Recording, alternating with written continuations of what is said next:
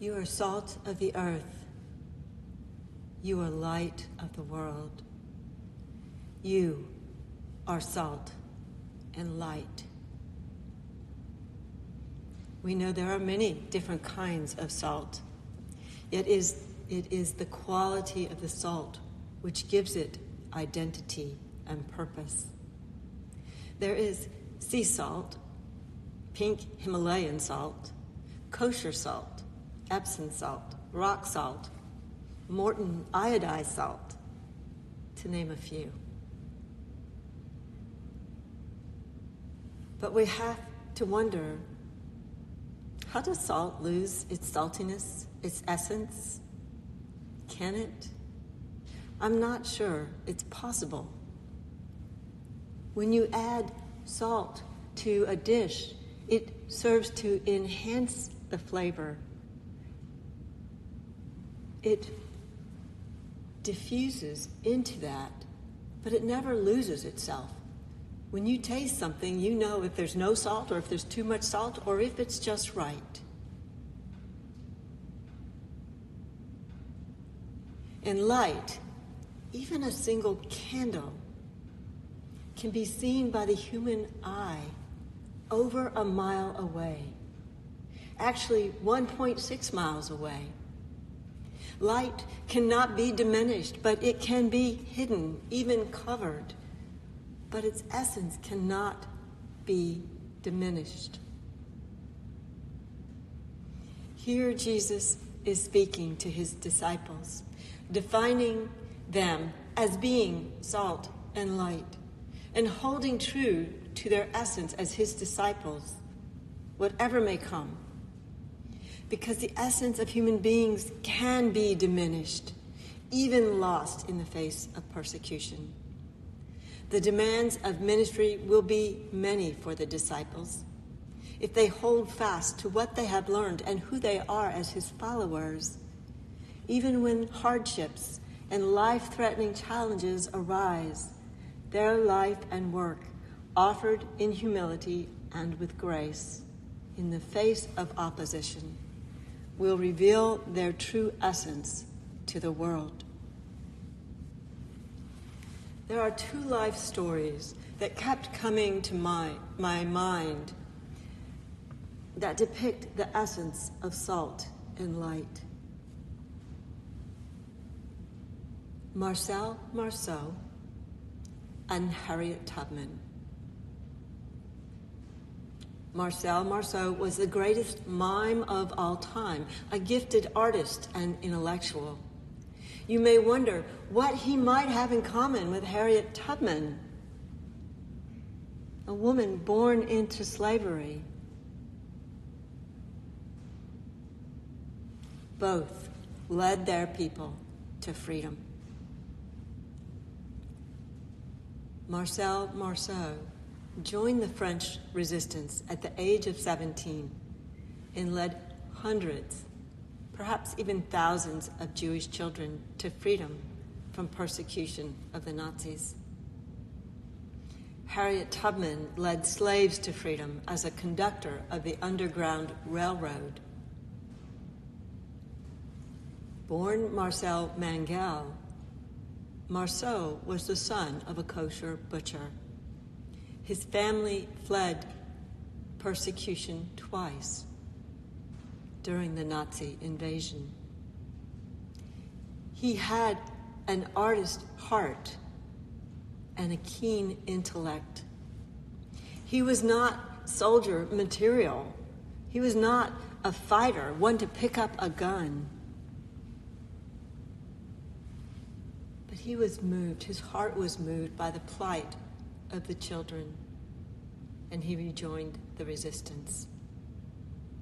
Marcel used his gift of mime and creativity to draw the children out of their shock and devastation.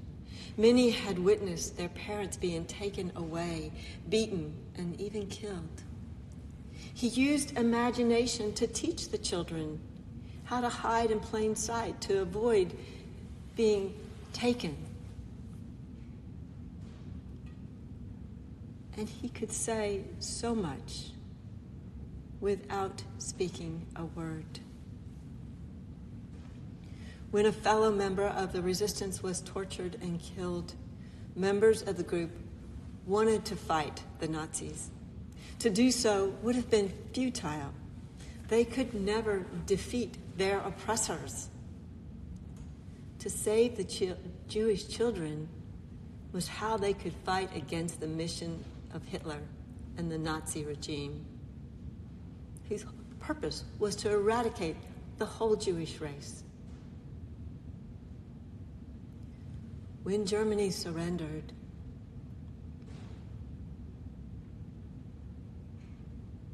General George Patton invited Marcel to perform to over 3,000 troops.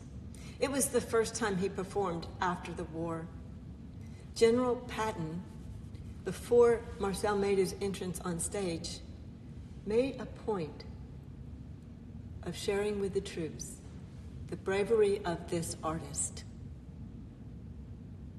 Harriet Tubman escaped slavery, then dedicated her life to freeing others, and she became known as the Moses of her people.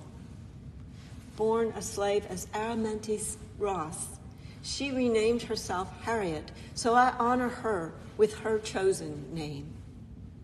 As a conductor of the Underground Railroad, Harriet learned the towns and transportation routes of the South as she helped slaves escape to freedom. And she shared that information with the Union military commanders during the Civil War. Harriet was gifted in many ways.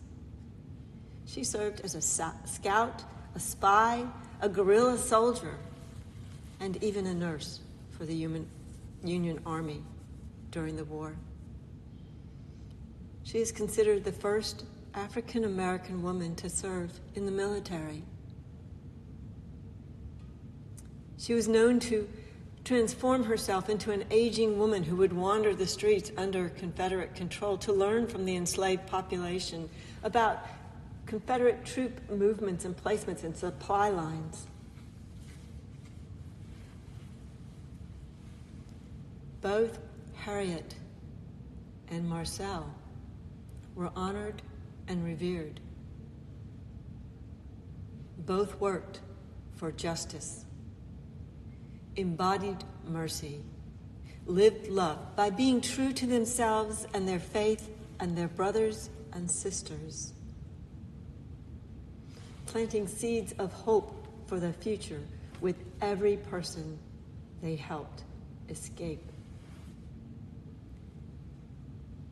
They provided hope in a world overwhelmed with hate.